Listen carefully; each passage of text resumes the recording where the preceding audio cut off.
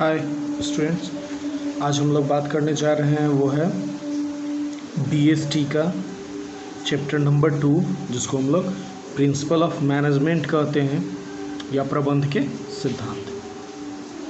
इसका आधा वीडियो मैं बना रहा हूँ, मतलब आधा चैप्टर का वीडियो बना रहा हूँ, जिसमें हम टॉपिक प्रिंसिपल ऑफ मैनेजमेंट, इसके नेचर और प्रिंसिपल ऑफ मैनेजमेंट जो है 14, उसके बारे में वीडियो बना रहे हैं। इसके बाद का साइंटिफिक मैनेजमेंट जो है उनका पूरा डिटेल सेकेंड वीडियो में हम लोग बात करेंगे। तो सबसे पहले बात आती है कि प्रिंसिपल ऑफ मैनेजमेंट, जब हम लोग प्रबंध के सिद्धांत का बात करते हैं तो सबसे पहला बात आता है प्रबंध को जन्म देने वाले, मतलब मैनेजमेंट को जन्म देने वाले व्यक्ति का नाम, जिनका नाम था हेनरी फ्यूल। वो पेशा से कोल माइनिंग इंजीनियर थे और 1916 में उन्होंने अपने काम, मतलब अपने एक्सपीरियंस और स्टडी के आधार पे कुछ प्रिंसिपल्स दिए थे, जिसको 14 प्रिंसिपल ऑफ मैनेजमेंट कहते हैं, फ्यूल्स प्रिंसिपल ऑफ मैनेजमेंट कहते हैं, या द प्रिंसिपल ऑफ मैनेजमेंट कहते हैं। प्रबंध के सिद्धांत, फ्यूल के 14 प्रबंध के सिद्धांत, या प्रबंध के सिद्धांत 14 प्रबंधों के सिद्धांत, ये सारे तरह से है। तो सबसे पहले प्रबंध के सिद्धांत क्या है? तो प्रबंध का सिद्धांत का मतलब होता है वह रूल और रेगुलेशन, वह नियम और कानून जो किसी व्यवसाय को अच्छे तरह से मैनेज करने के लिए, प्रबंध करने के लिए तथा उसकी इफ़िशियंसी, कार्यकुशलता को बढ़ाने के लिए कुछ नियमों का पालन किया जाता है या कुछ नियमों को फॉलो करना पड़ता है, उसको हम लोग प्रिंसिपल्स ऑफ मैनेजमेंट कहते हैं, प्रबंध के सिद्धांत कहते हैं। Means the rules and regulations led by authorities followed by a business to fulfill its objective or goal to increase the efficiency of managers and their workers as well as their coordinators is called principles of management।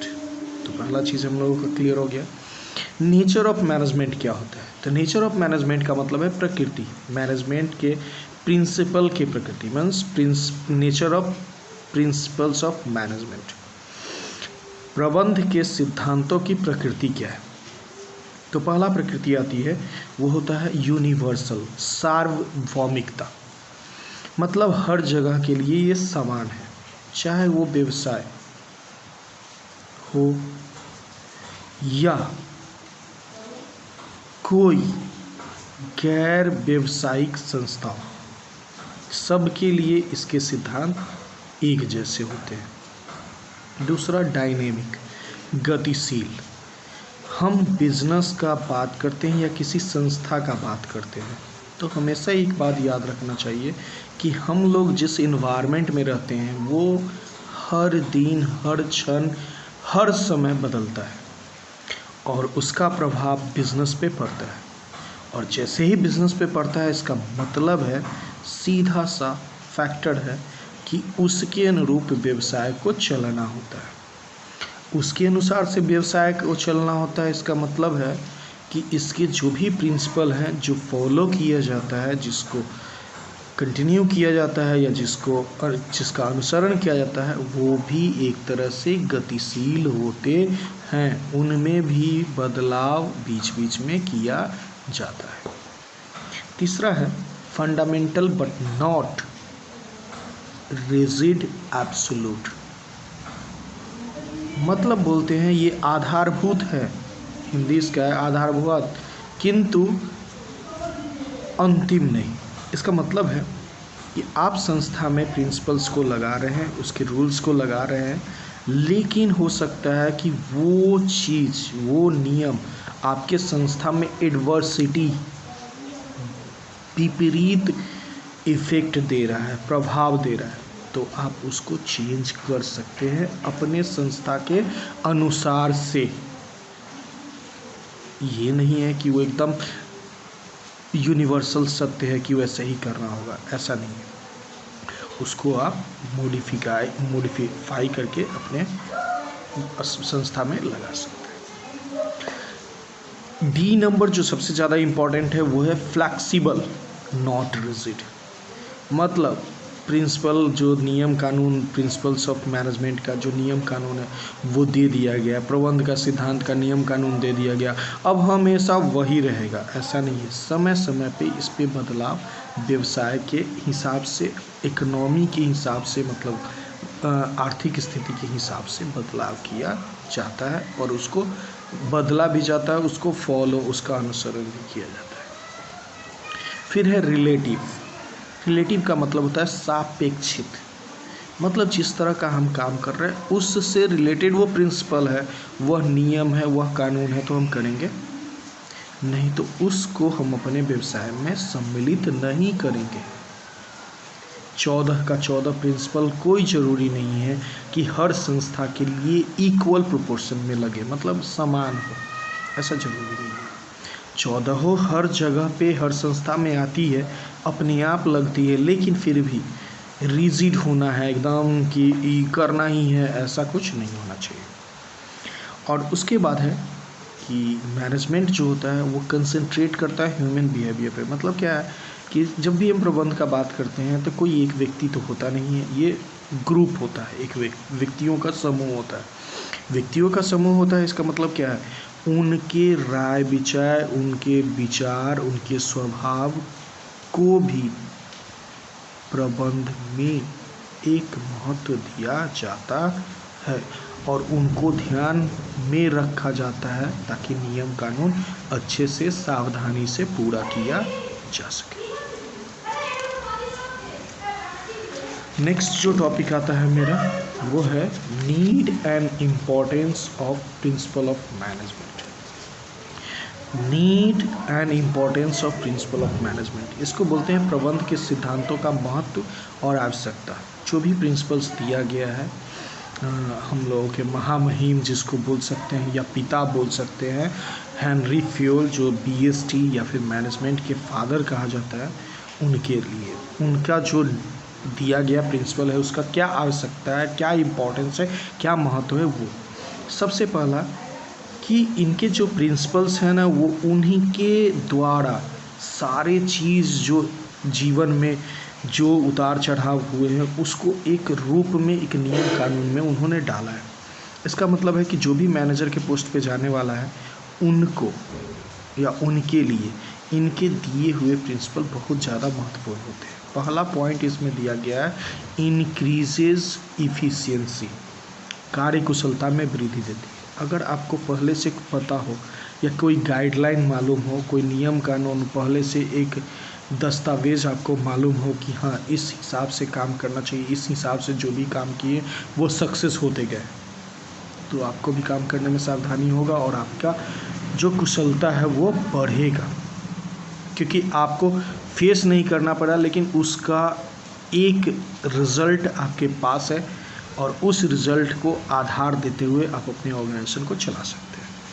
दूसरा point, optimum utilization of resources. अगर आपके पास जो दस्तावेज है या पूर्व experience, मतलब पहले का कोई क्रियाकलाप का सूची है, तो आप उसको देख के ये ज़रूर जान सकते हैं कि किस तरह से उन्होंने संसाधनों का उपयोग किया और अपने संस्था को ऊंचाई पे ले गए। तो आप भी उस चीज़ को एनालाइज करते हुए अपने व्यवसाय के अनुरूप व्यवहार करेंगे, संसाधनों का उपयोग करेंगे और आपकी व्यवसाय या संस्था एक ऊंचाई पर जाएगी।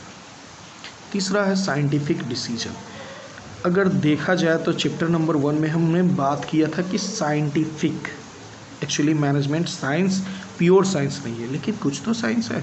इसका मतलब क्या है कि जो भी इसमें सिद्धांत दिए गए हैं, प्रिंसिपल्स दिए गए हैं, नियम कानून दिए गए हैं, वो सारा कहीं ना कहीं एक जगह से प्रूव किया हुआ है। प्रूव किया हुआ है मतलब कोई एक्सपीरियंस किया है या उस तरह से कार्य किया है और उस कार्य का इफेक्ट आपको दिया है।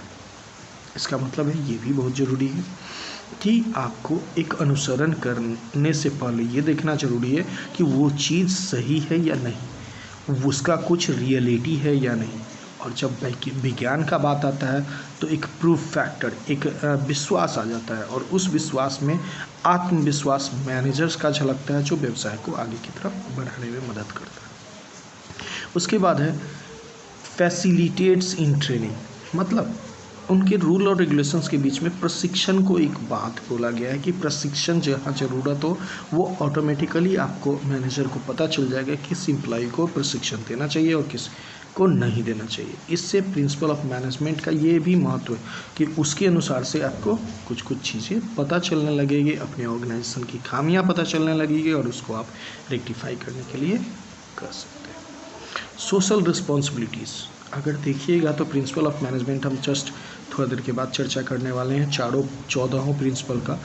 तो उसमें एक चीज़ सोशल रिस्पॉन्सिबिलिटी के बारे में भी बात किया गया है, जैसे वर्कर को उचित मजदूरी देना चाहिए, उनका जो ये होता है वर्किंग टाइम सीमा एक तय होना चाहिए। तो ये सारा चीज़, और उनको पारस्परिक सहयोग में संबंध रखना चाहिए। तो ये सारा चीज़ कहीं ना कहीं एक सोसाइटी को आगे बढ़ाने का काम करती है।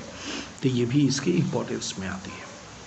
अब बात करते हैं जिसका हम लोग को इंतज़ार था, हेनरी फ्यूल के प्रिंसिपल्स ऑफ मैनेजमेंट, या प्रिंसिपल ऑफ मैनेजमेंट किसे कहते हैं एक्सप्लेन कीजिए, या 14 प्रिंसिपल्स ऑफ मैनेजमेंट क्या है, 14 प्रबंध के सिद्धांत क्या है, प्रबंध के सिद्धांत क्या है, हेनरी फ्यूल के द्वारा दिया गया जो प्रबंध के सिद्धांत है वो क्या क्या है, उन सबको वर्णन करें। तो वो सब के लिए तो सबसे पहले जब भी ये क्वेश्चन पूछा जाए ना तो 1-2 लाइन आप एक्स्ट्रा लिखिएगा कि हेनरी फ्यूल को प्रबंध का पिता कहा जाता है। वे कोल इंजीनियर के पद पे जो कार्यरत थे। जब उन्होंने 1996 में रिटायरमेंट लिया तो अपने एक्सपीरियंस के आधार पे, अपने वर्किंग के आधार पे उन्होंने कुछ प्रिंसिपल्स बनाए जिन्हें दुनिया को दिया गया उनके बुक के माध्यम से। वही सारा पॉइंट हम लोग पढ़ते हैं और बहुत बड़ी बड़ी संस्था भी उसी को फॉलो करती है अपने नज़रिए से। ये नहीं बोलेंगे कि पूरा प्योर फॉलो किया जाता है, बट उनको अपने नज़रिए से हर एक आज भी, मतलब ये 1916 में दिया गया है और आज 2020 है, आज तक भी ये संस्था के द्वारा फॉलो किया जाता है। ये एक तरह से फंडामेंटल्स है, आधार है किसी भी बिजनेस का। अगर देखिएगा तो इसका इस्तेमाल आपको दिखेगा। तो देरी न करते हुए पहला सिद्धांत है डिवीजन ऑफ वर्क। वो बोलते थे, उसको बोलते हैं कार्य विभाजन। इसका मतलब है वो बोलते थे कि पूरा काम ना किसी व्यक्ति से नहीं कराओ, एक काम करने में बहुत ज़्यादा टाइम लगता है। तो तुम एक काम करो, काम को छोटा छोटा हिस्सा में बांट दो और अलग अलग व्यक्तियों से कराओ और बाद में उसको एक मुश्त एक जगह पे इकट्ठा कर लो। इससे जल्दी काम भी हो जाएगा, जो जैसा काम चाहता है उसको वैसा काम भी मिल जाएगा और तुम्हारा संस्था भी बहुत कम समय में अच्छे से काम को पूरा कर पाएगा। दूसरा था उनका सिद्धांत, वो था ऑथोरिटी एंड रिस्पॉन्सिबिलिटी, मतलब अधिकार और उत्तरदायित्व। वो बोलना चाह रहे थे जो उत्तरदायी होता है उसी को अधिकार देना चाहिए और दोनों में रिलेशन एकदम सटीक होना चाहिए ताकि संस्था अच्छे से आगे बढ़ सके। तीसरा डिसिप्लिन, ये तो बचपन से हम लोग सुनते आते हैं कि अनुशासन ही देश को महान बनाता है। A country is builded by discipline of its public peoples. मतलब सीधा सा बात बोलना चाह रहा है कि अनुशासन का मतलब क्या होता है कि कोई नियम कानून जो किसी भी चीज़ के प्रभाव को सही तरीके से करते हुए अपने आप को आगे बढ़ाना और नियमित रूप से करना डिसिप्लिन होता है। तो किसी भी संस्था में डिसिप्लिन होगा तो वो आगे बढ़ेगा, ये फंडामेंटल रूल है। उसके बाद आता है यूनिटी ऑफ कमांड, आदेश की एकात्मकता। आदेश की एकात्मकता का मतलब है कि ऐसा नहीं होना चाहिए कि आदेश ना हर जगह से आए। जैसे मान लो एक फैमिली में 5 मेंबर है, 5 मेंबर में एक नौकर है और उस नौकर को सब कोई आदेश दे रहा है तो प्रॉब्लम हो जाएगा। किसका काम वो कब करेगा, कैसे करेगा, पता नहीं चलेगा। तो और एक ही तरह का होना चाहिए। ऐसा नहीं कि कोई फैमिली का मेंबर बोलता है इस आदमी का काम नहीं करना, फैमिली ख़राब हो जाएगा, उस आदमी का काम नहीं करना। तो ये क्या होता है कि इससे क्या होता है, ऑर्डर एक तरफ से फॉलो नहीं होता है। ऑर्डर अगर एक तरफ से फॉलो नहीं हुआ तो कभी भी काम पूरा एक समय में नहीं हो सकता। दूसरा, यूनिटी ऑफ डायरेक्शन, एक फ्लो में काम होना चाहिए। एक फ्लो का मतलब है एक स्टेप बाय स्टेप हर एक काम होना चाहिए, और उसको निर्देश भी स्टेप बाय स्टेप। ऐसा नहीं कि शुरू का बता दिए, लास्ट का बता दिए, बीच का दूसरा कोई बताएगा। शुरू का हम बता दिए तो कोई बीच का बताएगा, तभी कोई लास्ट का बताएगा, ऐसा होना चाहिए। अब आते हैं उसके बाद जो 6 नंबर प्रिंसिपल आता है वो होता है subordination of individual interest to general interest. इसको बोलते हैं व्यक्तिगत हित को ना सामाजिक हित में या सामान्य हित में परिवर्तन करना। जैसे मान लीजिए कोई वर्कर है, उसको पैसे की ज़रूरत है, तो हम डायरेक्ट एक ऑप्शन दे सकते हैं कि आप मेरे यहाँ काम करो, डबल शिफ्ट कर लो, आपको पैसा दे देंगे। इससे संस्था का भी भला हो गया, संस्था का प्रोडक्शन बढ़ गया, और उस व्यक्ति का भी काम हो गया क्योंकि उसको पैसे का ज़रूरत है। तो इसको बोलते हैं कि जो ऑब्जेक्टिव, व्यक्तिगत ऑब्जेक्टिव है, कोई बहुत ज़्यादा प्रगति करना चाहता है, हम बोलते हैं मेरे संस्था को अच्छे से ऊंचाइयों पे ले चलो, तुमको हम जिस तरह से मेरा संस्था बढ़ेगा उस तरह से तुम्हारा पोस्ट हम बढ़ाते चले जाएंगे। तो इस तरह से ये भी होता है। रेम्यूनरेशन ऑफ पर्सनल, जिन कर्मचारियों को हम अपने ऑर्गेनाइजेशन में काम करवा रहे हैं उनको उचित पारिश्रमिक देना चाहिए। पारिश्रमिक का मतलब होता है वेतन, कमीशन, ये सब सही होना चाहिए कि 8 घंटा काम करता है तो 8 घंटा लायक उसको या उसके टैलेंट के लायक उसको पैसा दिया जाए। सेंट्रलाइजेशन एंड डिसेंट्रलाइजेशन, ये केंद्रीकरण और विकेंद्रीकरण होता है। मतलब सारे संस्था पे केंद्र से इसका मतलब सब कुछ इसका सीईओ संभालेगा, डिसीजन सीईओ लेगा, या फिर विकेंद्रीकरण का मतलब होता है हर लेवल पे मैनेजर फिक्स है, वो अपना डिसीजन लेते जाएगा ताकि कार्ड स्मूथली चले। अब इसमें एक एग्जाम्पल बताते हैं। गवर्नमेंट का सारा काम ना गवर्नमेंट के ऊपर होता है, हेड ऑफ द अथॉरिटी करता है। इसकी वजह से क्या होता है, हर एक प्रोजेक्ट में देरी होता है। लेकिन प्राइवेट में देखोगे तुरंत एक्शन हो जाता है। इसका मतलब है कि हर बंदा को इतना अथॉरिटी और इतना रिस्पॉन्सिबिलिटी दिया गया है, आपके रिस्पॉन्सिबिलिटी के अंदर पड़ता है, आपके अथॉरिटी के अंदर पड़ता है, आप उस काम को करवा सकते हो, कोई दिक्कत नहीं। इससे काम फास्ट में होता है और जल्दी होता है। स्केलर चेन, स्केलर चेन का मतलब होता है सोपान श्रृंखला। इसका मतलब होता है कि कैसे ऑर्गेनाइजेशन में जो वर्कर हैं उनका पोस्ट कैसे कैसे है, सबसे ऊपर कौन है, उसके बाद कौन है, उसके बाद कौन है, इस तरह से हर डिपार्टमेंट का बांटा हुआ होता है। अब इसमें एक क्वेश्चन आता है गैंग प्लैंक, जिसको बोलते हैं हम लोग हिंदी में मिलान गैंग पट्टी। मतलब 2 डिपार्टमेंट है, एक में ABCDE तक काम कर रहा है, दूसरे में LMNOPQ काम कर रहा है।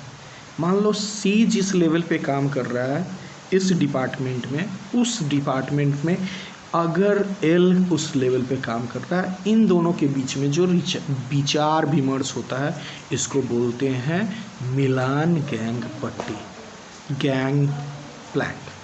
मतलब 2 डिपार्टमेंट का सेम पोजीशन वाला बंदा एक दूसरे से अपने विचारों को एक्सचेंज कर रहा है। उसके बाद आता है ऑर्डर, व्यवस्था और क्रमबद्धता। कौन सा काम पहले किया जाएगा, कौन सा काम बाद में किया जाएगा, कौन सा किस समय किया जाएगा, ये सारा चीज़ भी व्यवस्थित ढंग से होना चाहिए। 11 नंबर में आता है इक्विटी, समता। सब ऑर्गेनाइजेशन में जितने भी व्यक्ति हैं सबको का अधिकार समान होना चाहिए। मतलब सबको समान रूप से देखा जाना चाहिए, ठीक है, उनके पोस्ट के हिसाब से। उसके बाद आता है stability of tenure of personal. इसका मतलब होता है कि जो बंदा मेरे यहाँ काम कर रहा है, जो कर्मचारी मेरे यहाँ काम कर रहा है, उनका कार्यकाल एक ना सीमित होना चाहिए या फिक्स होना चाहिए, एक निश्चित होना चाहिए, ताकि वो आसानी से काम कर सके। ऐसा नहीं है आज काम करने के लिए लाया, कल बोलते हैं कि जाइए घरे, मुझे आपका काम नहीं है, आपका ज़रूरत नहीं। एक निश्चित समय के लिए अगर किसी से काम लेते हैं तो वो भी बंदा अच्छे से काम करेगा आपके यहाँ, और वो निश्चित रहेगा, उसको दूसरा जॉब ढूंढने का ज़रूरत नहीं होगा, वो कभी भी आप पे अविश्वास की नज़र से नहीं देखेगा। इससे आपका संस्था आगे। फिर बात आता है इनिशिएटिव, जिसको हम लोग बोलते हैं पहल करने की भावना। इनिशिएटिव का मतलब होता है कोई काम का शुरुआत। ऐसा नहीं है कि बॉस आएंगे तक काम शुरू होगा। अगर ऐसा नियम कानून है तो अगर मान लो बॉस बीमार है तो उस दिन काम नहीं होगा। तो हर एक व्यक्ति को शुरुआत करने का अधिकार दिया जाना चाहिए मेरे ख्याल से। और उनके अनुसार से था कि जो उपयुक्त व्यक्ति हैं उनको शुरुआत करने का अधिकार देना चाहिए। इससे क्या होगा कि सबऑर्डिनेट्स भी आपका बड़ा पोजीशन पे जाने के लिए अग्रसर होगा, इच्छा जताएगा, काम करने के लिए आगे बढ़ेगा और रिस्पॉन्सिबिलिटी लेने के लिए तैयार रहेगा।